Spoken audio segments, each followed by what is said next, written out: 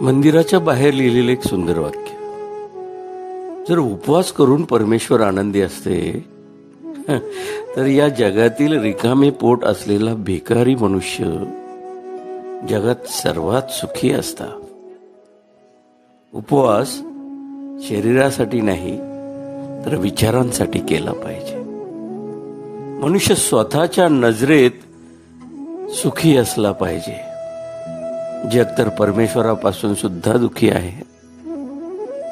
मित्र हो, चिमण्या जिवंत असताना कीटक खातात आणि याच चिमण्या जेव्हा मृत्यू पावतात तेव्हा हेच कीटक त्यांना खातात. म्हणून एका गोष्टीवर लक्ष ठेवलं पाहिजे की वेळ आणि परिस्थिती केव्हाही बदलू शकते. त्यामुळं कधीही कुणाचाही अपमान करू नका. कधीही कुणालाही आजमावू सुद्धा नका.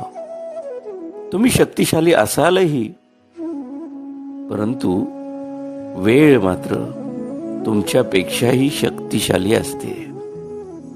एका झाडापासून किंवा झाडाच्या वनांपासून अनेक माचीच्या काड्या बनवता येतीलही, परंतु तीच एक काडी संपूर्ण त्या झाडांच्या वनालाही पेटू शकते. कोणी कितीही महान असे नका, परंतु नियती मात्र कधीही कुणालाही महान बनवत नाही. बघा ना, कंठ दिला कोकिळेला तर रूपच काढून घेतलं. सौंदर्य दिलं मोराला तर इच्छा हिरावून घेतली.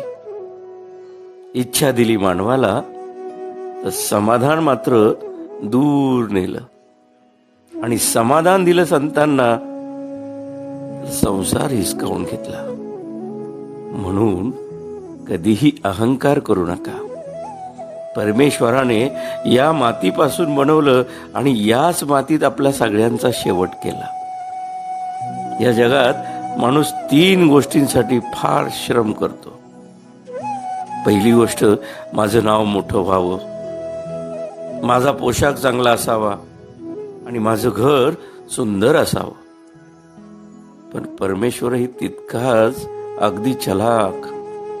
मृत्यू होताच परमेश्वर या 3ही गोष्टी सगळ्यात पहिल्या बदलून टाकतो. नावापुढं स्वर्गीय, पोशाख कफन आणि घर स्मशान करून टाकतो.